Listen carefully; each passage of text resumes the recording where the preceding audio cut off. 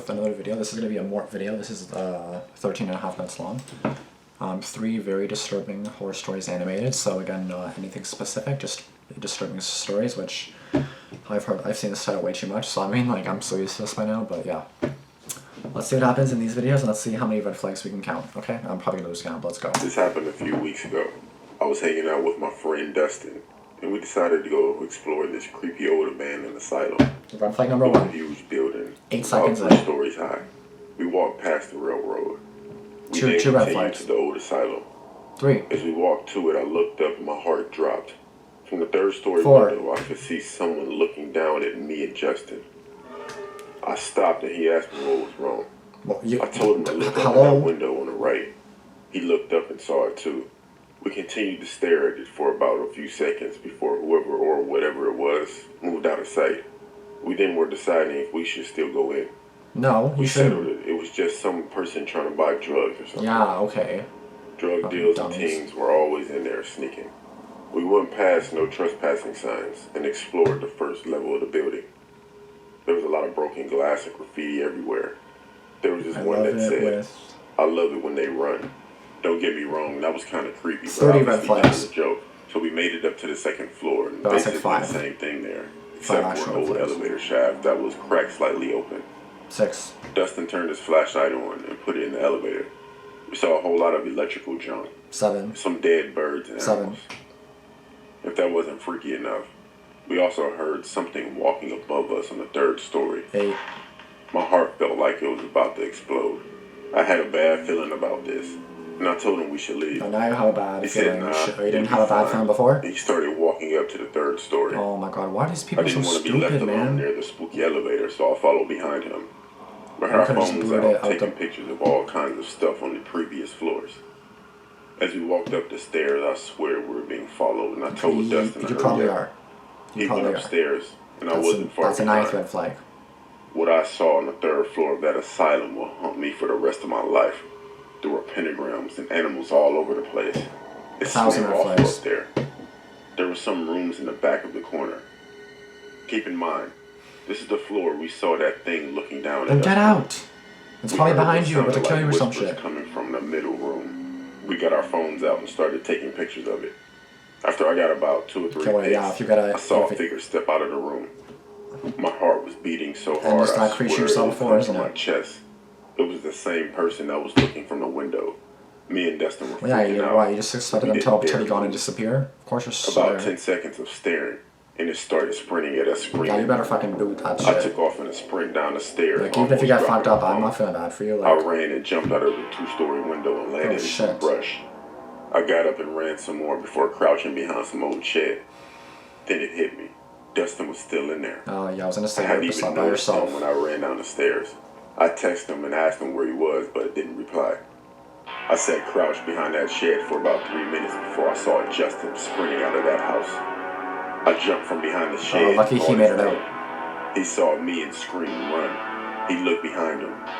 Then I looked behind him. He was being chased by 2 people. Shit, 2 people? I took off down the road, heading for the railroad. Dustin caught up to me, and we didn't stop until we made it to the tracks. We jumped in a ditch beside the railroad. I mean, there was a sign saying, "I love it when they run." That's already a huge red flag. Oh shit. They were watching us, but then turned and walked back inside. We ran up to the local burger place and sat down at a booth. Out of breath, we ordered some Sprite and fries. While waiting for food, I asked him what happened after I ran. He said the guy chased him, and he ran down the stairs and saw me jump out of the window, and he ran to the elevator, where he found a small space behind some boxes to hide behind. He said after he sat there for a bit, the guy came down the stairs with another person. They were watching to see where we went. Then his phone went off because I texted him. He said they looked his direction and saw him. They didn't chase him down the stairs and out the door. And that's when I saw him and we ran. We didn't call the cops because we didn't want to get in trouble for trespassing. I don't know those guys, and I don't know what they were doing in that building, but needless to say, I don't think me or Dustin will ever go back there again. Well, yeah, you shouldn't. You shouldn't have gone in the first place. There's like 3 red flags in there. Son named Jeffrey. He's 8 years old. Okay. Recently, I was able to save enough money to buy Jeffrey a PS4 for his birthday. Okay. 3 days before Jeffrey's birthday, I went on Amazon and bought a PS4 Get some bundle that came curtains. with FIFA 20, Get some Last curtains. of Us, God of War, Madden, and Fortnite. I saw these stories. I swear to God, it's just Jeffrey's animated. birthday to surprise him. On the morning of Jeffrey's birthday, I looked outside and saw an Amazon delivery van pull up to my house. Once he knocked at the door, I told Jeffrey to answer the door. Oh yeah, I remember that. As it was a surprise for him. Sus. This Yeah. was something I regret. I remember this. This is the 3 delivery Because stories. once the door opened, a man stood there holding the PS4. Maybe And he's the like, way he looked at Jeffrey didn't sit right with me. like the fuck? He just stood there with a really weird smile staring at my son with wide eyes. I could tell Jeffrey was feeling uncomfortable as he looked up at me in an unsettling and confused way. I thought the man would just hand us the PS4 and leave. Yeah, apparently not. But the way he was staring at my son, I had to step in. I signed for it and I said thank you. The man just said bye. But he wouldn't look at me. He kept his eyes on my son, who was now behind me. My son and I were both a little put off You by can that leave now, man, you fucking but pervert. Thank you. Jeffrey was happy with his new PlayStation and went to set it up in his room. The following Monday, I picked Jeffrey up from school and asked him how his day was. And then there was some He told creepy me guy the watching. usual stuff he always says. What he learned, what lessons he had. But one of the things he said scared me. He told me during one of his breaks, when they had recess, there was a man. He had got his attention through a fence that was hidden by some bushes in the field where the children spend their break times. I asked Jeffrey what the man said to him. He told me the man was being friendly, asking him where his friends were, when the school let out, and even if he wanted to go to his house afterwards. Yeah, totally. I'll I get asked right if on he knew that. this man, Right on and if he that. had seen him before. He said, yeah. It was the man who delivered his PlayStation on his birthday. And not only that, And now he knows saw where you the live and man he knows walking where school around goes to. outside watching our house from across the street.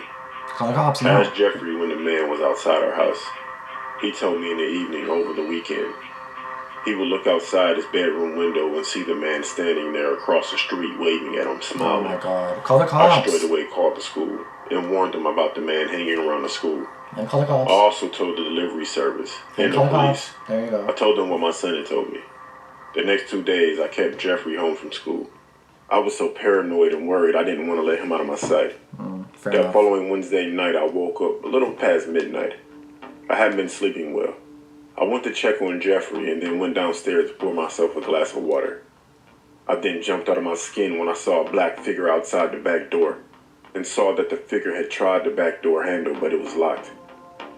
I looked out the window trying to see who it was, but there was no one You already there. know who it is. Then across the road, I saw a car started and took off down the street. I Pervert. called the police telling them someone had tried to enter my house. I got no sleep that night, and I'm still having trouble sleeping. This all took place about 2 weeks ago, and we haven't had any incidents since, but I'm still paranoid and frightened that this isn't over. I would be too. When I was a kid, Well, I used to ride my bike almost daily to the local library branch a few blocks from my home. I love biking, but also a library. One day when I was about 8, I rode down to the library like I normally did, parked my bike by the bike rack near the back entrance to the building, went in and browsed for whatever an 8-year-old boy would read, checked out a few books, and left the library. When I came out, there was a man standing over by the bike rack. What do you want? I didn't think anything of it, so I just went over to get my bike so I could go home. That's sus. He's waiting As for you to I went to unlock get it. on my bike, he said, "Hi, my name is John." Then he And I don't care asked why. me, "What's your name?" Don't worry about it. I was a stupid kid, so I told him. And then he said, "I work with your mom, you know. What is her name again?" So again, stupid kid, I told him. And then he said, "Well, she wanted me to show you something over there behind those trees." Yeah, okay. In hindsight, and upon many years of reflection upon this incident, the guy sounds like the most inept kidnapper in history. It's like he was reading from the script of How Not to Abduct a Child. However, it was 35 years ago, and the most education kids got about this kind of thing was just don't talk to strangers. My parents were great, but this was just not something people worried about all that much back then. I was a bit creeped out when he said that my mom wanted him to show me something in the trees. Clearly that's not and my the radar case. for "this is weird" went up. I politely declined the invitation to the woods There you go. and hopped on my bike to Get in the pedal bike and home. speed the fuck off. Speed the fuck As I off. turned away, Hurry. he grabbed the bar on the rear of my seat to keep me from pedaling away. Shit. Now I was scared. I jumped off the back and re-entered the library. I made my way to the circulation desk and asked if I could use the phone. The woman at the desk told me that the phone was not for public use, so I left the library again from the back Ask her to entrance. call cops. The front was always locked. Happily, my bike was still there, and the creepy man was gone. No, he's still there. Thinking nothing of it, He's waiting I for jumped you. on my bike He's and waiting set for you. off. About a block from the library, I noticed a brown car at a stop sign on a side street. I looked again, and I saw the creep behind the wheel. Of course. I realized many years later, and not at this time, that he knew my route home, which means he must have followed me from my house to the library. Whenever I think of this now, it gives me a sick feeling knowing that he could have taken me any time he wanted on my way to the library. I was probably saved by something as random as someone walking a dog or grabbing their mail, and he didn't want any witnesses. I pedaled faster once I spotted him, and he pulled out onto the main road. Oh my god, he's following you. Oh my god. I was on the sidewalk, and he was following me closely. And you're only 8, right? When So my what the bike fuck are you sped really gonna up, he sped up, all the while screaming and pointing at me. do? Like, By now, I was screaming too, and Shit. moving pretty quickly for an Shit, 8-year-old on a 5-speed, carrying library books. yeah, exactly. And no, I never thought to drop the books. I quickly turned onto a side street, and he was moving too fast to make the turn as well. Yes. And I saw him turn onto the next side street. The Shit. side street I turned on led to my street, but there was a hill that I could not pedal up Oh, between my shit. street and I. I got about midway up the hill when I had to get off and walk my bike up. He was parked at the very top of the hill, just staring at me. I literally walked right past him, and I will never forget his stare or the hate in his eyes. I have no Why? idea why he let me walk past him, why he didn't grab me, why he didn't kill me. I got to the top of the hill, got back on my bike, and pumped my legs to get home. At this point, my house was less than 500 feet away. He turned his car around and followed me again. What the fuck, man? I got to my house, dropped my bike, and screamed for my grandmother because she was the one home watching me while my parents were at work. The creep sped past my house and turned down a side street. I never saw him again. My parents called the police when they got home. Pardons. I remember that the creep drove a Plymouth Duster type car, and he was balding and was about 25 or 30 years old. I don't know if he was ever caught, or if he ever hurt any children, his name, or anything. All I know is that I have never gone back to that library. It sounds silly, but it's true. I mean, And for the next in a way, it's few kinda years, smart, so. I walked and rode my bike constantly, looking over my shoulder. And now, I am unbelievably protective over my children. I don't trust anyone easily. I don't trust anyone with my children.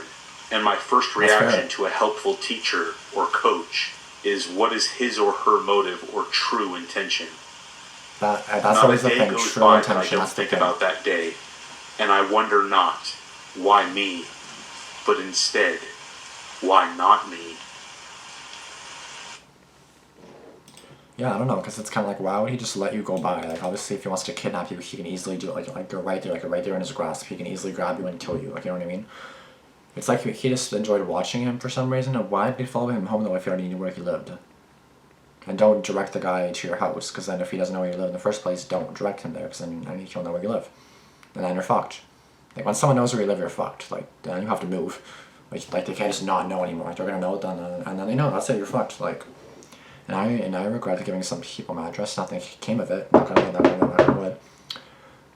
And nothing came of it yet. I should say, knock on wood. But like, when someone knows, they could do anything with it. So be wise of who you give your address to. Be wise of. I mean, if you're 8 years old, of course you're not going to know what you're doing. Like, I get that. I probably wouldn't know what I was doing at 8 either. Like, I remember when I was 11, I followed some random person walking their dog, and I went to their apartment. 11 years old. Amy was my neighbor, but I didn't know her. She was walking her dog, and I'm like, can I come into her apartment? And then she's like, okay. I don't know if I want a drink or something. I don't know what I want. Even though I could have easily gone home instead of walking into some random person's apartment, but I could have gone kidnapped, and my mom gave me shit for it. That wasn't a horror story for me, but I mean, like, that easily could have been. That could have been a horror story that I never would have even been alive from. You never know. Like, if that person was bad, then boom, I'm dead. Like, I was like 10 or 11. Like, I was hopeless. Like, I was hopeless. Like, well, what was I gonna do if anybody attacked me? Nothing. Bum kiss, because I'm fucked. I'm a kid. I'm not gonna do nothing. Like, what do you expect me to do?